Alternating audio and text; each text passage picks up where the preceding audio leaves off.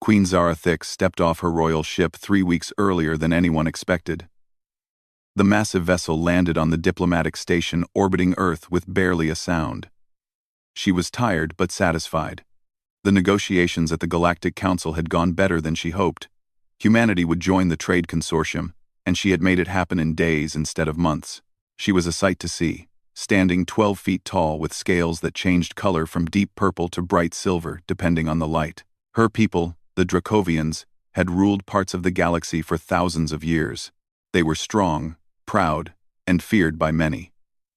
But right now, all Zarathix wanted was to see her children. Her 3 little ones were 6 years old.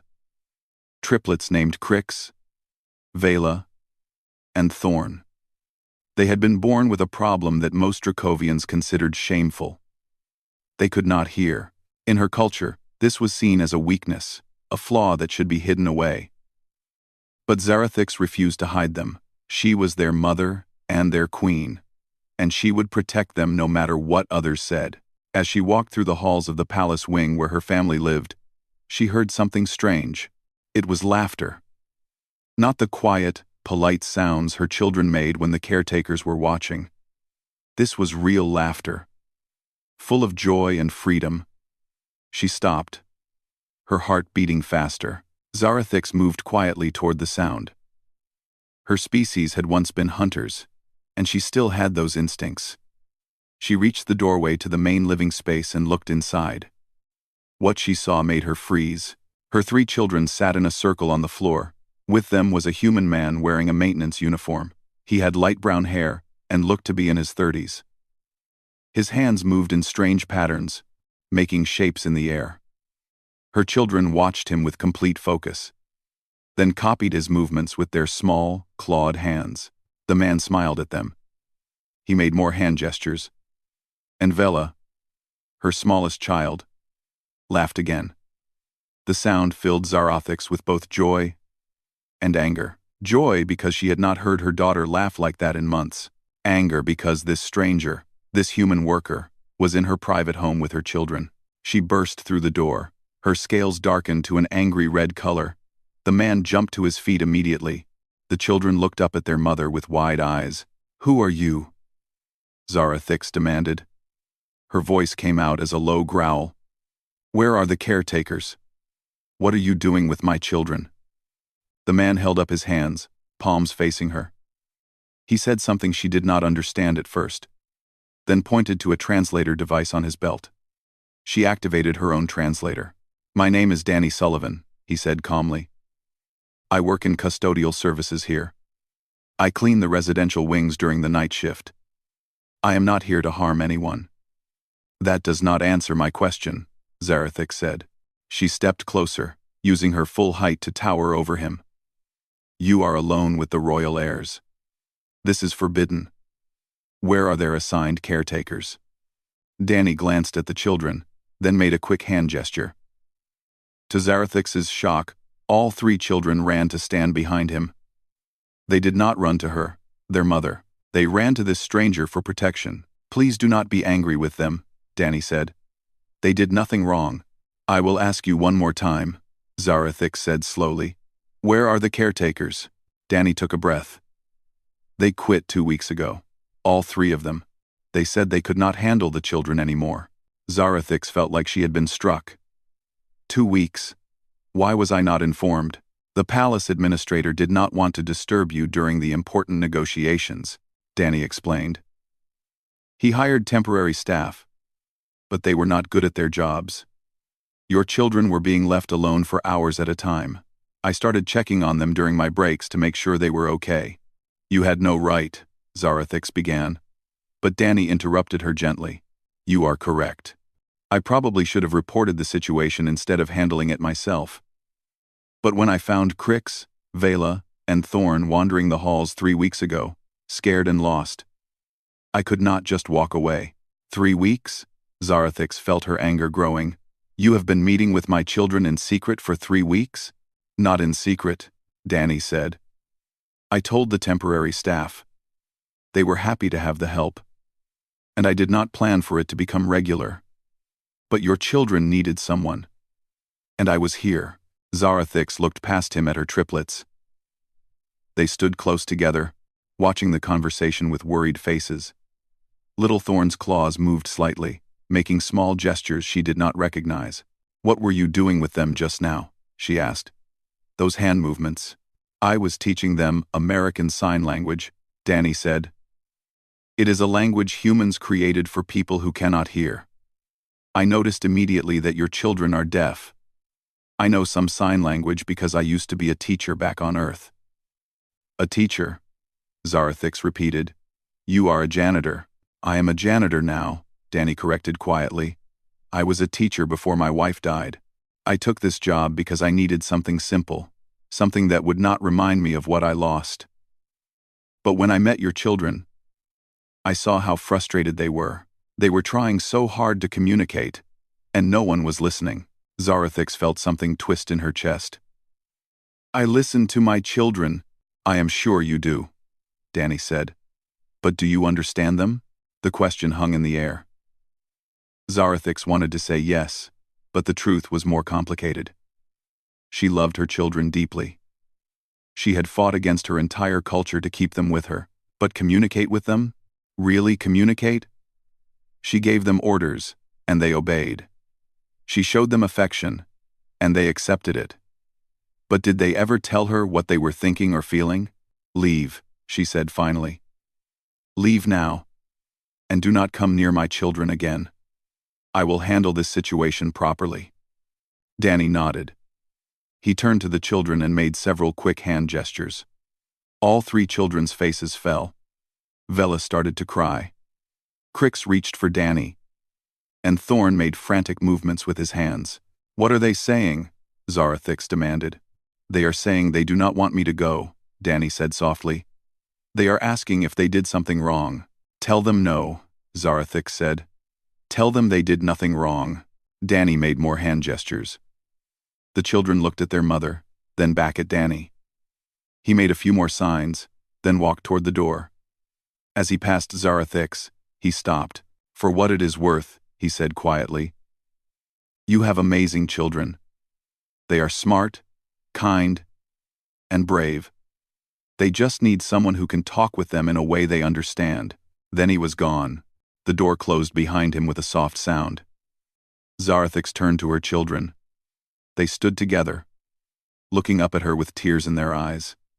Their hands moved in quick, desperate patterns. They were trying to tell her something, trying to explain, trying to communicate, and she could not understand a single gesture. Crix's hands moved faster. Vela was crying harder now. Thorn pulled at his brother's arm, his small face twisted in distress. They were speaking to her in a language she did not know. And the realization hit Zarathix like a physical blow. She had spent 6 years protecting her children from a culture that saw them as broken. She had fought nobles and advisors who wanted to send them away.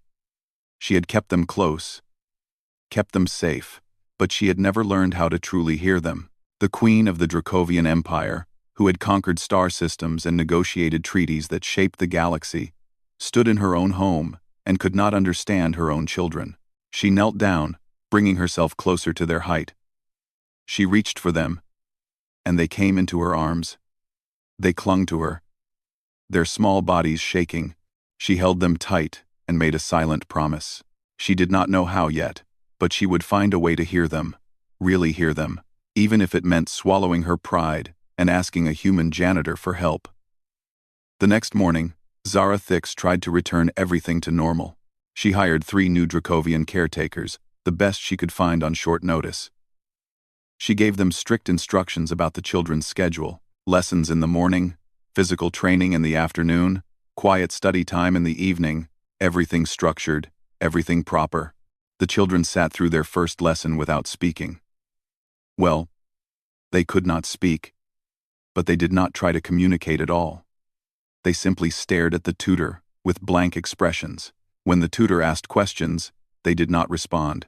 When she showed them educational materials, they barely looked. By lunchtime, the head caretaker came to Zarathix with a report. "Your Majesty, the children are not responding to instruction. They appear to be in some form of emotional distress. Zarathix went to the dining hall, where her children sat at the table. 3 plates of food sat untouched in front of them.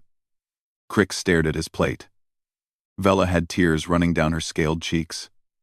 Thorn's hands kept moving in those strange patterns she did not understand. "Eat," she told them gently. "You need your strength." They looked at her with sad eyes but did not touch their food. After 10 minutes of trying, Zarathix gave up and left. Behind her, she heard one of the caretakers say, "Perhaps they are simply being difficult. Children of noble birth often test boundaries." That night, Zarathix heard crying through the walls. She went to the children's sleeping quarters and found all 3 huddled together in one bed. Vela was sobbing. Crix tried to comfort his sister, but his own face showed pain. Thorn saw his mother enter and immediately started making hand gestures at her, fast and desperate. She sat on the edge of the bed and pulled them close.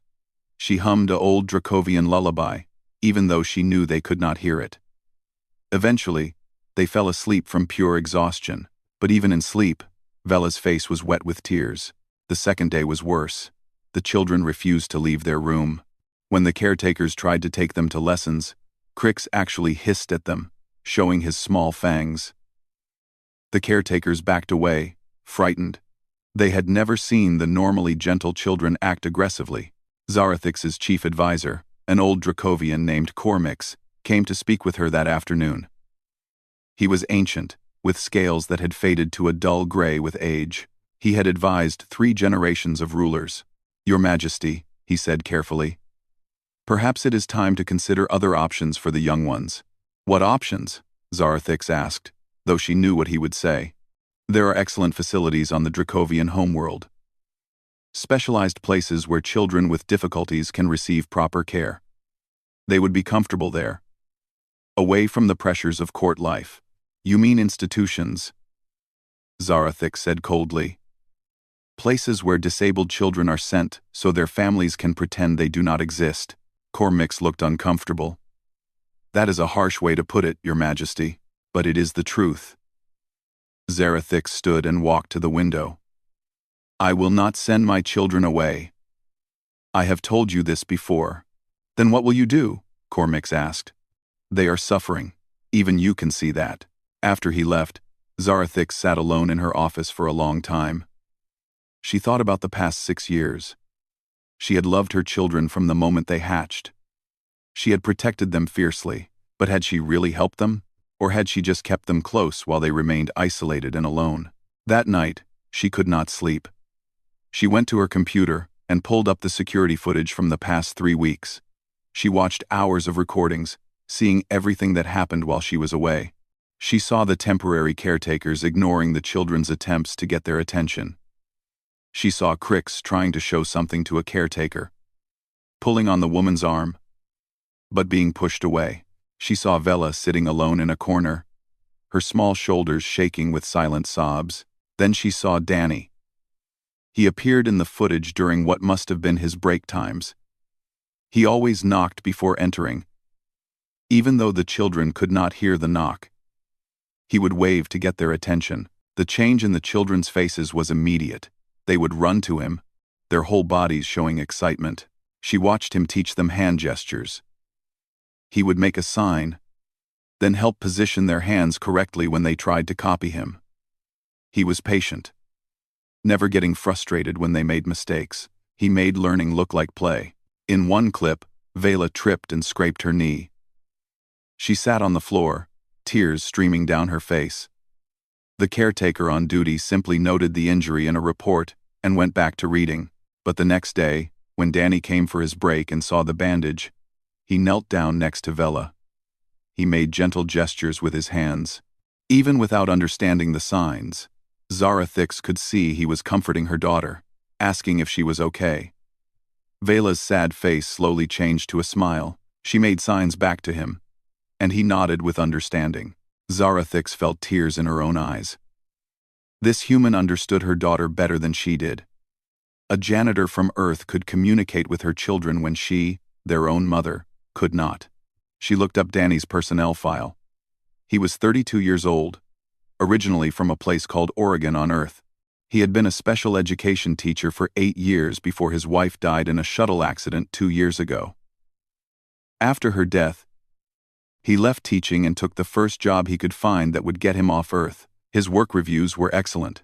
His supervisors noted that he often helped lost children find their parents and assisted confused visitors, even though it was not part of his job. She also searched for information about American Sign Language. She found articles about Earth's deaf community. Humans did not hide their deaf citizens away. They had created entire languages for them. They had technologies to help them. They had schools where deaf and hearing children learned together. The idea seemed strange to her at first, but the more she read, the more it made sense. On the third night, everything changed. Zarathix woke to alarms in the hallway.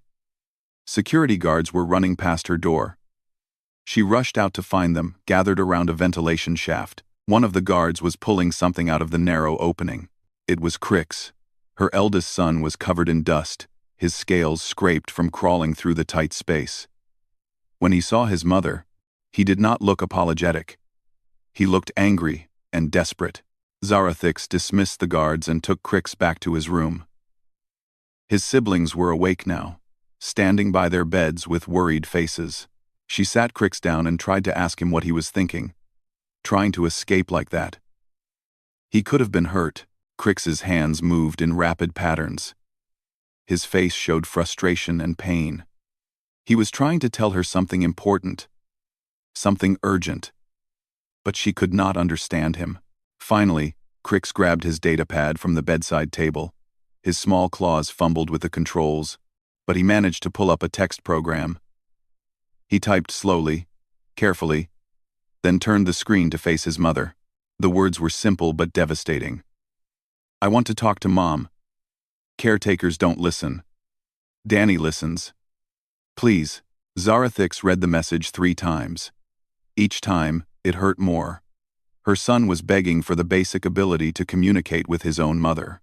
He had tried to escape not because he wanted to run away from her, but because he wanted to run to someone who could understand him. She looked at her 3 children. They watched her with hope and fear mixed together in their young faces. She had spent 6 years protecting them from a culture that saw them as broken, but in doing so, she had failed to give them what they needed most. Not protection, but connection. "I am sorry," she said, even though they could not hear her words. She touched each of their faces gently, and they leaned into her touch. She made her decision then. Tomorrow, she would do something she had not done in years. She would ask someone for help. She would swallow her pride as a queen and as a mother. She would find Danny Sullivan and ask him to teach her, not to teach her children. They already had a teacher. She needed him to teach her how to be the mother her children deserved. When dawn came, Zarathix left her children with the caretakers and went to the lower levels of the station where the maintenance workers had their offices. She found the custodial services department just as the night shift was ending. Danny was putting away cleaning supplies in a storage room. He looked tired, like he had not slept well. When he saw her, he straightened up immediately, clearly surprised. "Your Majesty," he said. "Is everything all right? Are the children okay?" "No," Zarathix said honestly. "They are not okay, and I need your help." Danny waited quietly, giving her space to continue. "Teach me," she said. "Teach me this sign language. Teach me how to communicate with my own children." Quote, she expected him to agree immediately. Instead, he studied her face for a long moment. "I will help," he finally said, "but I have conditions." The word surprised her. A human maintenance worker was setting conditions for the Queen of the Dracovian Empire. A month ago, she would have been insulted. Now, she just nodded. "Tell me. First, your children need proper education in sign language, not just occasional lessons. Second, they need access to human resources about deaf culture. They should know they are not alone. Third, they need freedom to be themselves without shame. No more hiding them because your culture says they are flawed." Each condition felt like a challenge to everything Zarathix had been taught. But as she thought about Crix's message on the datapad, about Vela crying alone, about Thorn's desperate attempts to communicate, she knew Danny was right. Agreed, she said. One more thing, Danny added. You have to mean it. Learning sign language is hard work. You will make mistakes. You will feel frustrated. But if you want to really connect with your children, you cannot give up halfway through. Zarathix met his eyes. She saw no judgment there, just honest concern. I spent 6 years protecting my children from others, she said quietly. I will spend however long it takes learning how to truly hear them. You have my word. We have my word. Danny nodded slowly. Then we start tomorrow morning. Be ready to work hard, Your Majesty. Your children are counting on you. As Zarathix walked back to the royal quarters, she felt lighter than she had in days.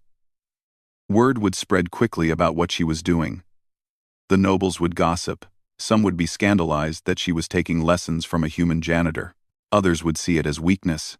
Let them talk. For the first time in a long time, Zarathix knew she was making the right choice.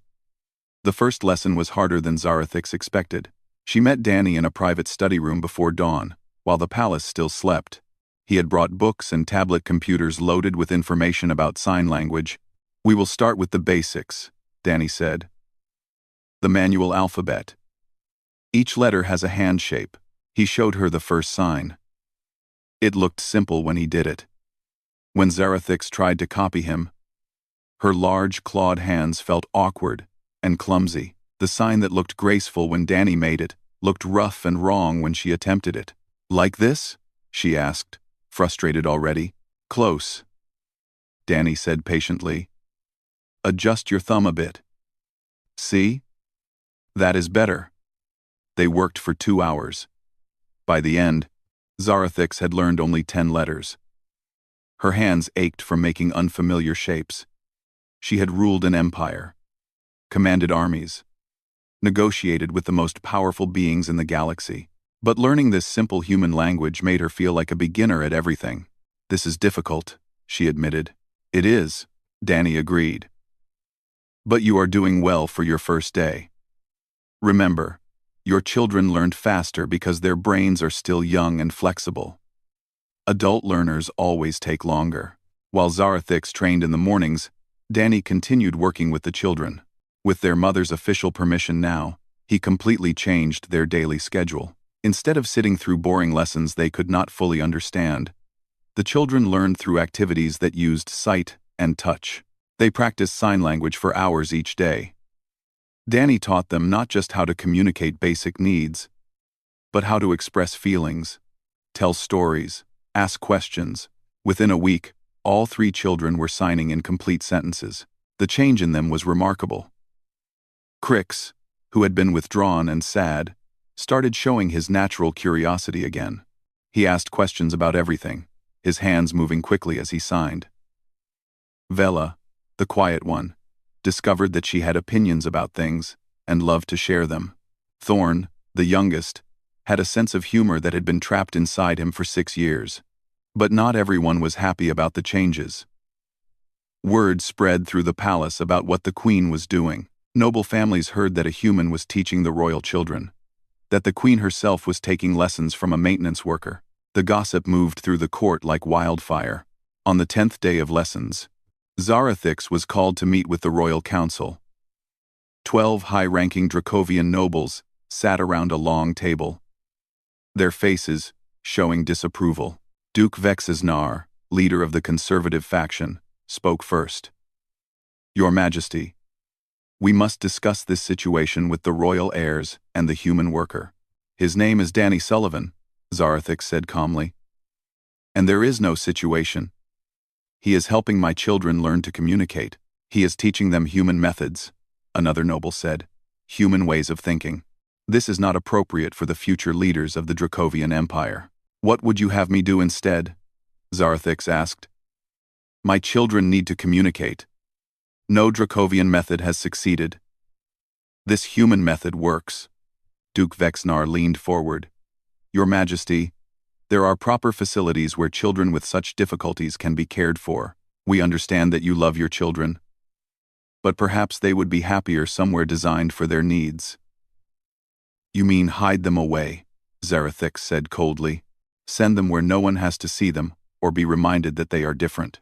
That is not what I said, the Duke protested, but it is what you meant. Zarathix stood, using her full height to dominate the room.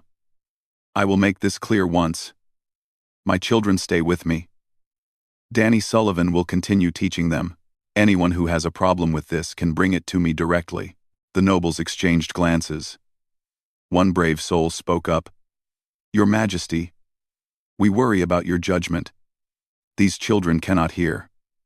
In our culture, that is a sign of weakness. How can they rule if they cannot even what? Zarathix interrupted. Cannot hear? Let me tell you what my children can do.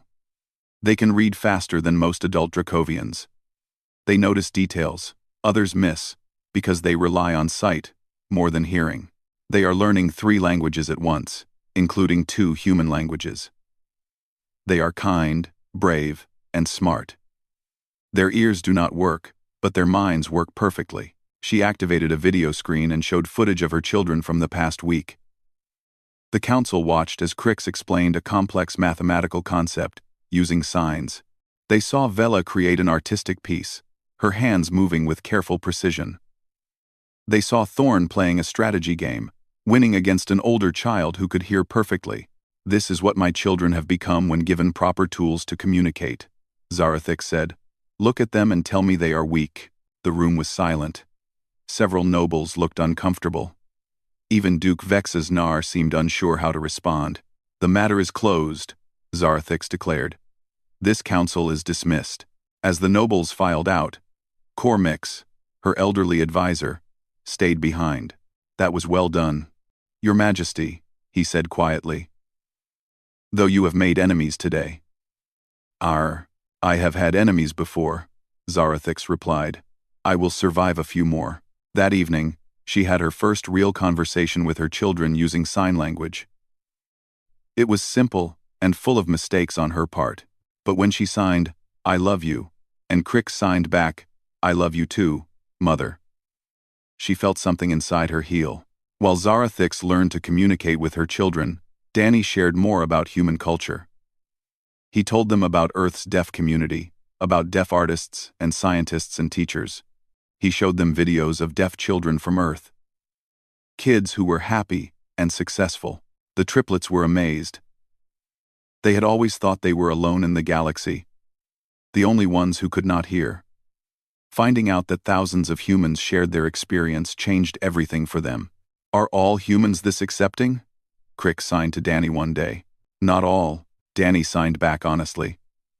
We have our own problems with prejudice. But many humans believe that being different is not the same as being broken. Your mother is learning that lesson now. Danny also shared his own story. He told them about his wife, Linda, who had also been a teacher. She had died 2 years ago, when a transport shuttle malfunctioned. He explained how he had run away from his pain by taking a job far from home, doing simple work that did not remind him of what he lost. But you found us, Vela signed. I did, Danny agreed. And you 3 helped me remember why I became a teacher in the first place. To help children find their voice, whatever form that voice takes. The children, with the brutal honesty of 6-year-olds, decided that Danny was sad and needed to be cheered up. They started leaving small drawings for him to find during his cleaning shifts. They told him jokes in sign language. Thorn even tried to teach Danny a Dracovian game, though the rules were confusing. Without meaning to, the grieving janitor and the 3 lonely children healed each other. After 6 weeks, Zarathix could hold basic conversations with her children in sign language. She was not fluent, but she could understand them, and they could understand her. The first time Crix came to her with a problem, signed his concerns, and waited for her signed response. Zarathix realized this was what she had been missing for 6 years. Real connection, real communication, real understanding. One night, as she put the children to bed, Vela signed a question. Mother, can Danny stay with us always? Zarathix paused. She had been thinking about the same thing. Danny's teaching had transformed her family. But more than that, he had become part of their daily life. The children trusted him. She trusted him. He was more than just a teacher now. "Would you like that?" she signed back. All three children nodded eagerly. Thorn added, "He is like family." That simple statement made Zarathix realize something. Danny was not just an employee or even just a friend. He had become part of their family. Not by blood or by law, but by choice and love. The next day, Zarathix made a bold proposal to the Galactic Council. She wanted to establish a school on the diplomatic station for deaf children of all species. It would be the first of its kind, a place where disabilities were not seen as shameful but simply as different ways of existing. The council was hesitant at first. A school focused on disabled children seemed like a waste of resources to many members. But the human ambassador, Lisa Montgomery, spoke in favor of the idea. She pointed out that Earth had much to teach other species about inclusion and accessibility. After days of debate, the council approved a small pilot program. If the school succeeded, it would receive full funding. If it failed, it would be shut down. Zarathix offered Danny the position of school director. He laughed at the title, saying he was just a janitor who knew some sign language, but she insisted. He knew how to reach children that others had given up on. That was exactly what this school needed. Danny accepted, on the condition that he could hire human deaf educators to help. "I can teach sign language," he said. "But deaf children need deaf role models too. They need to see adults who are like them and living full, happy lives." Zarathix agreed. Within a month, 3 deaf teachers from Earth arrived at the station. They brought experience, knowledge, and most importantly, understanding. They had lived the life that the triplets and other deaf children were living. News of the school spread quickly.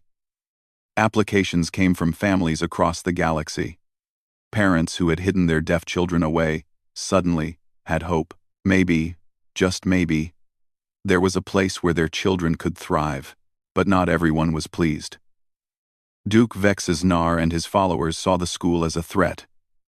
They believed it would encourage weakness, that it would make the Empire look soft. They started spreading rumors about Danny's inappropriate influence on the royal family, about the Queen's poor judgment. The Duke called for a formal tribunal to examine whether the royal children were being raised properly, according to ancient law. If the noble assembly voted that the heirs were being harmed by their upbringing, they could be removed from their mother's care. When Zarathix heard about the tribunal, she felt fear for the first time in years. She could fight armies. She could negotiate with hostile aliens. But if the nobles voted against her, she could lose her children. Danny found her that evening, sitting alone in her office and staring at the wall. "I heard about the tribunal," he said quietly. "I will leave. If my presence is causing problems, I will go. Your children are more important than my job." Zarathix looked at him.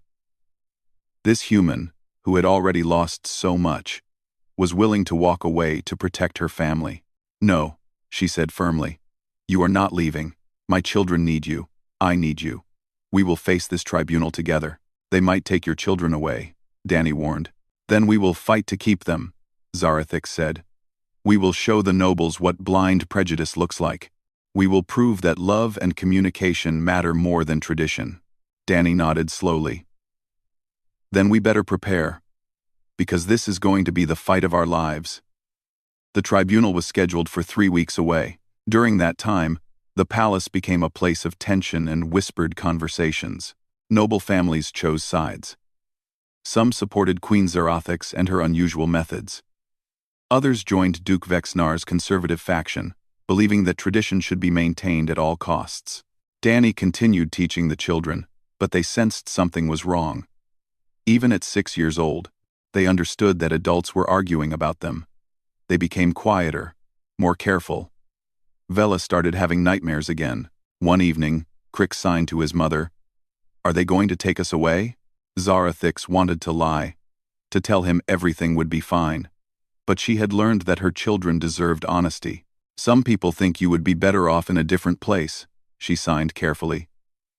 "But I am fighting to keep you with me. I will always fight for you. We want to stay with you," Crick signed back. And with Danny, the words strengthened her resolve. She would not let ancient laws and prejudiced nobles separate her from her children. Cormix helped her prepare for the tribunal. They reviewed old cases, studied the law, and built arguments. But the truth was simple and harsh. If 2/3 of the noble assembly voted against her parenting methods, the children would be taken to an institution. The law is not on your side, Cormix admitted one night. Duke Vex Nar has been gathering support. He has convinced many nobles that human influence on the royal children is dangerous. 17. Then we need to show them the truth, Zarathix said. We need to show them what their prejudice really looks like. She had been doing research of her own. She learned that Duke Vex's Nar had a son, born 15 years ago, with a twisted leg that never healed properly. The boy had been sent to an institution on the Dracovian homeworld when he was just 3 years old. The Duke never spoke of him publicly. According to official records, the Duke had only one daughter. Zarathix contacted the institution directly. What she learned made her both sad and angry. The Duke's son, whose name was Zeke Snor, lived in a small room with minimal education and no family contact. He had been hidden away because his disability embarrassed his father. This information gave Zarathix an idea, but it was risky. If she exposed the Duke's hypocrisy, she would make a powerful enemy. But if it could save her children, she would take that risk. Meanwhile, the human community on the station rallied around the royal family. Ambassador Lisa Montgomery issued a formal statement supporting Zarathix's parenting choices. Dozens of human families with deaf children sent video messages to the Triplets, showing them support and love. Earth's government sent an official protest to the Galactic Council. They argued that the tribunal was discriminating against disabled individuals, and that it set a dangerous precedent for how the galaxy treated its most vulnerable citizens.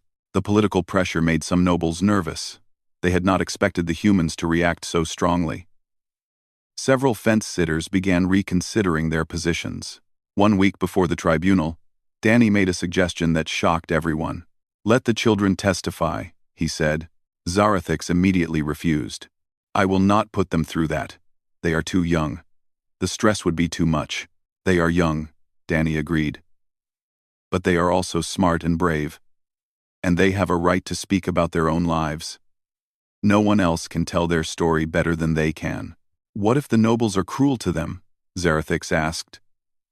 "What if they ask questions meant to prove the children are incompetent?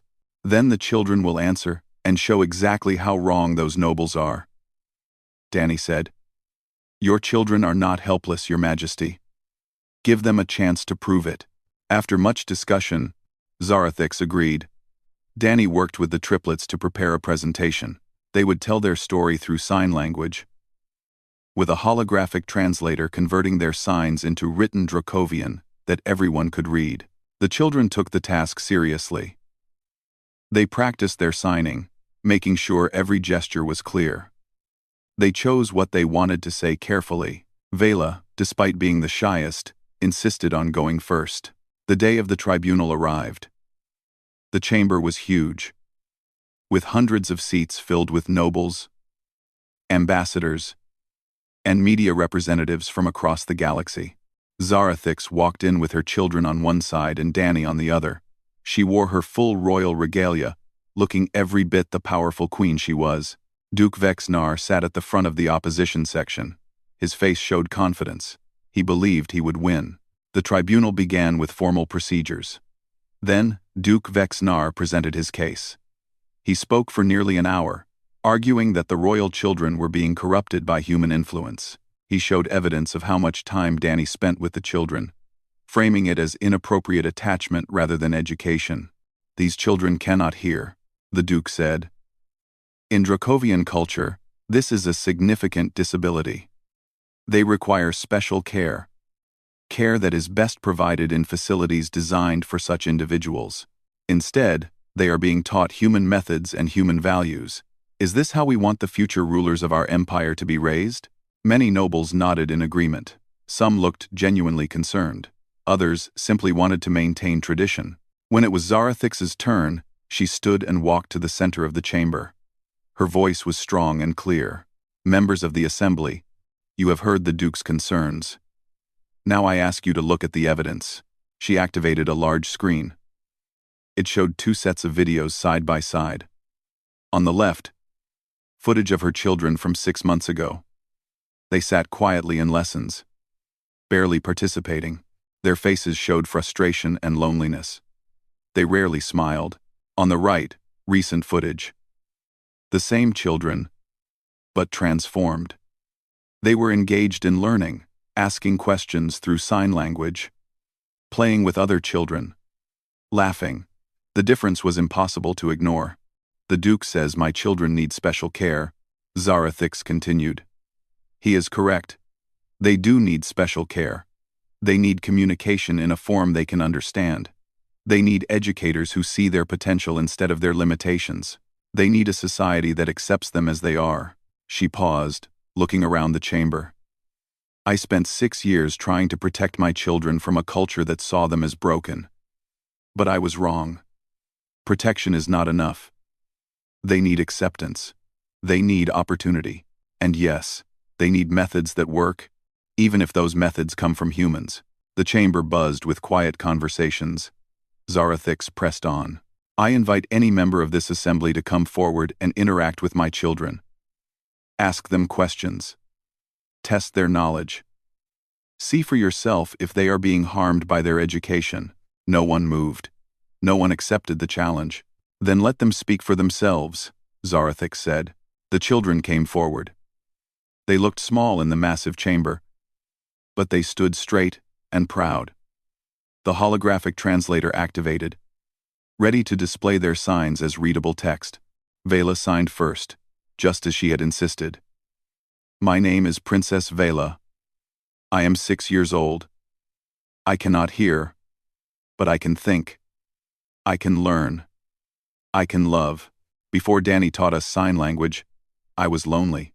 I had thoughts and feelings, but no way to share them. Now I can tell my mother I love her, and she understands. Now I can ask my brothers questions, and they answer. Is this wrong? The translated words appeared in glowing letters above the children. The chamber fell completely silent. Crix signed next. My name is Prince Crix. People say we are weak because we cannot hear, but Danny taught us that different is not the same as weak. I study mathematics and science. I am learning 3 languages. I am training in royal protocol. I do all the same work that hearing children do. I just do it with my eyes instead of my ears. Then Thorn, the youngest, stepped forward. His signs were smaller, less confident, but no less powerful. My name is Prince Thorn. I want to ask the assembly a question. If you could not speak, would that make your thoughts less important? If you could not see, would that make you unable to lead? We cannot hear, but we can do everything else. Please do not send us away from our mother. We are not broken. The emotional impact of 3 small children defending their right to stay with their family was overwhelming. Several nobles looked uncomfortable. A few had tears in their eyes, but Duke Vexnar was not finished. He stood and addressed the children directly. Young ones, no one wants to hurt you. But can you truly lead the empire if you cannot hear warnings, cannot hear reports from your advisors, cannot hear the needs of your people? Before Zarathix could intervene, Crix signed a response. Can hearing leaders truly lead if they do not see the problems right in front of them? Can they guide their people if they do not feel empathy? Leadership is not about ears. It is about mind and heart. The chamber erupted in surprised murmurs. A 6-year-old had just challenged one of the most powerful nobles in the empire, and he had done it with logic that was hard to argue against. Zarathix decided it was time to play her final card. Duke Vexnar, you speak passionately about proper care for disabled children. Tell me, how is your son Zixnor? The Duke's face went pale. I do not know what you mean. Your son, Zarathix repeated. Born 15 years ago with a physical disability. Currently living in the Dark Moon Institution on our homeworld. You sent him there when he was 3 years old.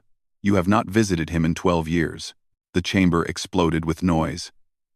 Nobles shouted questions. Media representatives frantically took notes. Duke Vexnar stood frozen, exposed before everyone. "I have contacted the institution," Zarathix continued. "With your son's permission, I have arranged for him to address this assembly." A screen activated, showing a teenage Dracovian boy.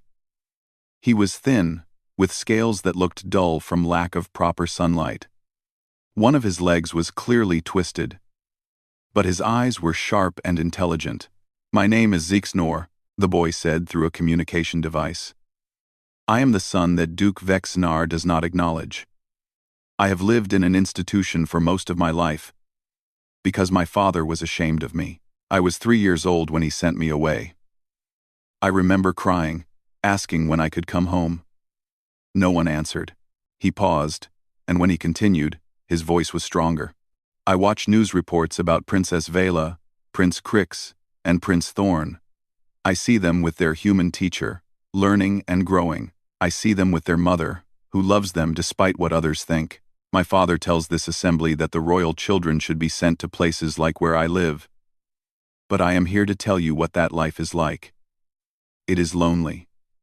It is empty. I have educators who teach me facts, but no one who cares if I am happy. I have a room and food, but no family." Tears ran down the boy's face. "The royal children are lucky. They have a mother who fights for them.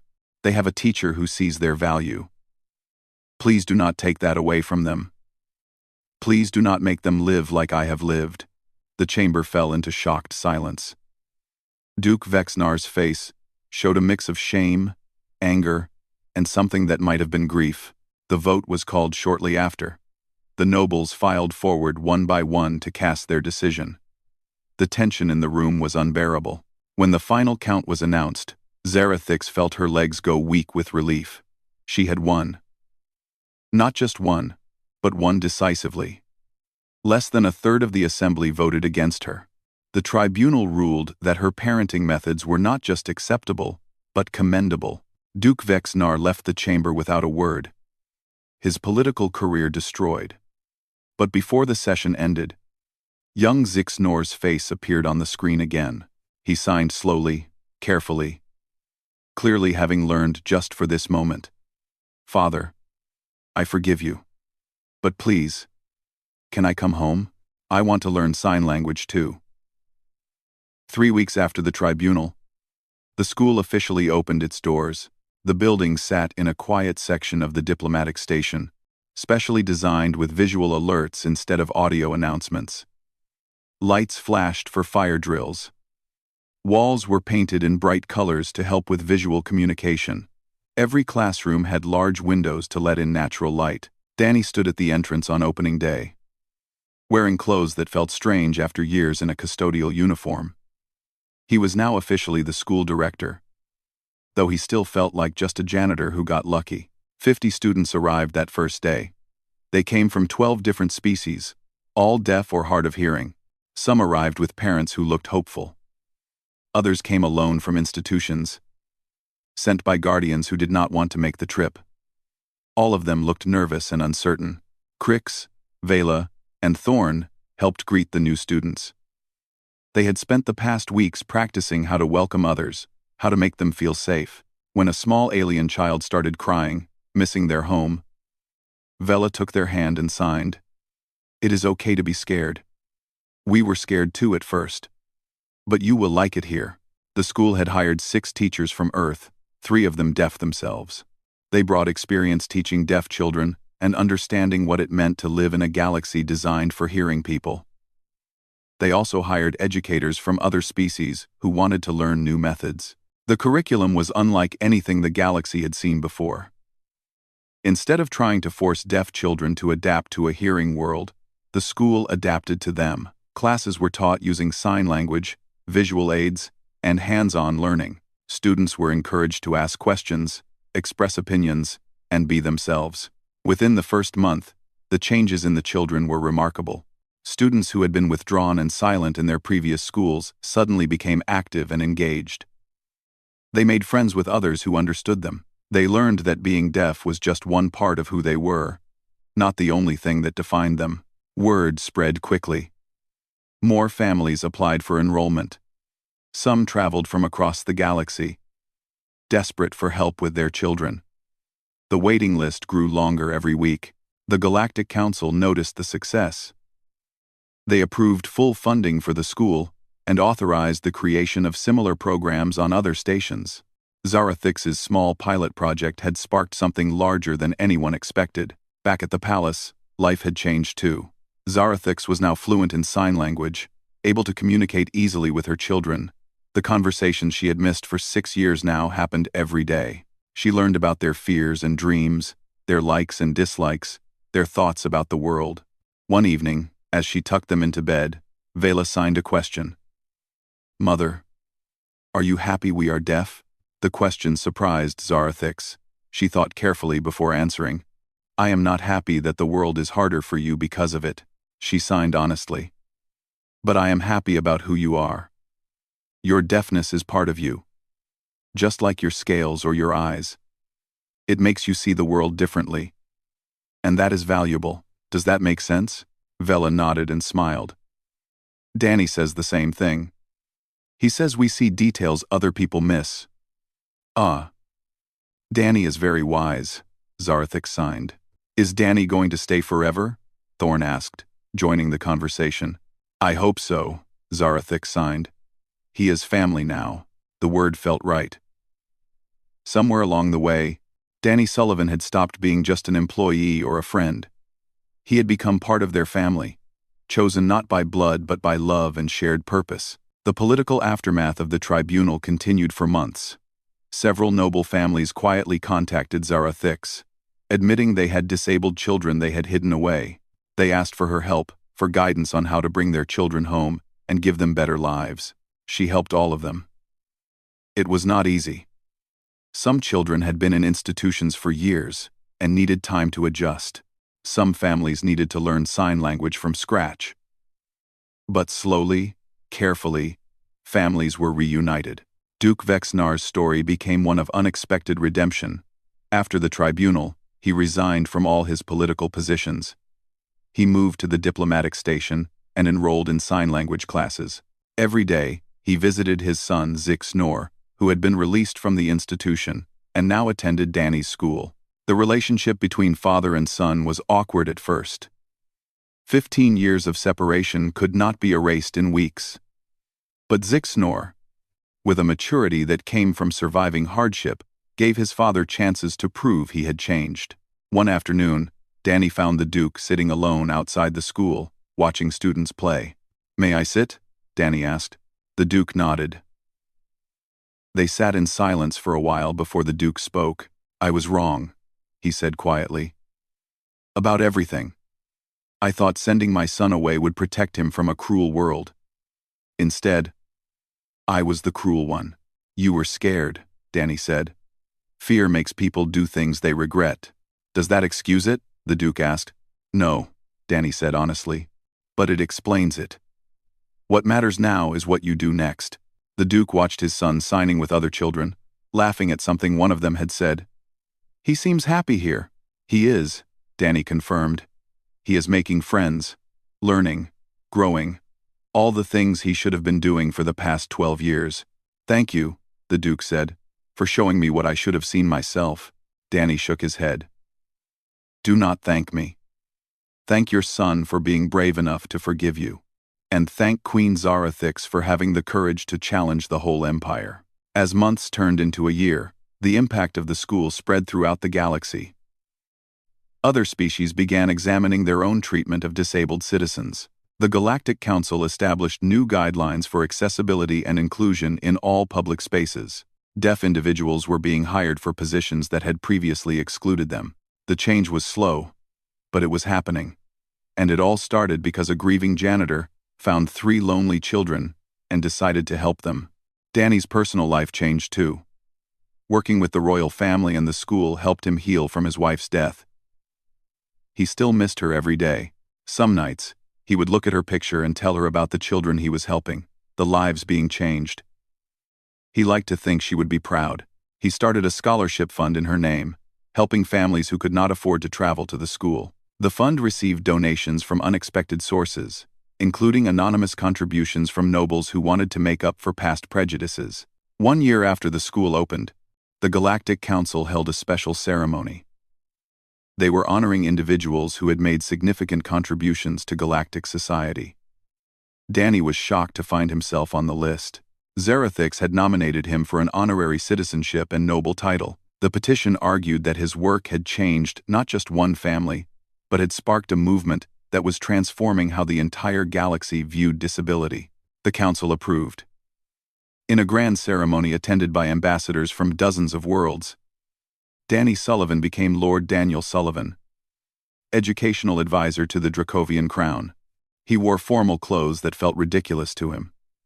When the announcement was made, he stood on stage feeling like an imposter. He was just a janitor who knew some sign language. He did not deserve titles or ceremonies. But then he saw the audience. Hundreds of children he had taught or helped, all signing applause in the way deaf communities did, raising their hands and shaking them. Their parents stood beside them, many with tears in their eyes. In the front row, Crix, Vela, and Thorn signed enthusiastically, their faces showing pure joy and pride. He realized then that the title was not really for him. It was a symbol. It showed that worth was not measured by birth, or species, or ability. It was measured by what you did with your life, how you treated others, whether you helped or hurt the world around you. After the ceremony, Danny insisted that everyone still call him Danny. The Lord part was nice for official documents, but he was still the same person. Zarathix found this amusing but respected his wishes. The school continued to grow. By the second year, they had 200 students and a waiting list of 500 more families. Plans were approved to open 5 more schools across the galaxy, each modeled after the original. Danny trained new directors for these schools, sharing everything he had learned. He emphasized that each school needed to respect the deaf community, to hire deaf educators, and to remember that deaf children were not broken. They just experienced the world differently. As the second year ended, Danny stood in his old position by the observation deck, watching Earth rotate in the distance. He thought about how his life had changed. 2 years ago, he had been running from grief, taking a simple job to escape memories. Now he was changing the galaxy. Zarathix joined him at the window. She often did this now, taking moments away from royal duties to simply exist as a person rather than a queen. They stood in comfortable silence for a while. Then, Zarathix signed, "Thank you for finding my children when they were lost." Danny signed back with a smile. "They found me first. I was the one who was lost." It was true. He had been lost in grief, in purposelessness, in the belief that his life's meaning had died with his wife.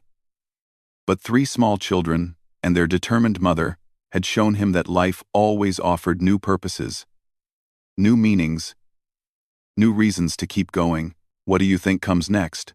Zarathix signed. "More schools." Danny signed. "More children learning they are not alone. More families staying together. More changes in how the galaxy thinks about being different." "You have started something incredible," Zarathix signed. "We started it," Danny corrected. "You had the courage to ask for help. That is where it really began." In the reflection of the viewport, they could see the school's emblem displayed on a nearby wall. It showed a human hand and a Dracovian claw, forming the sign for family.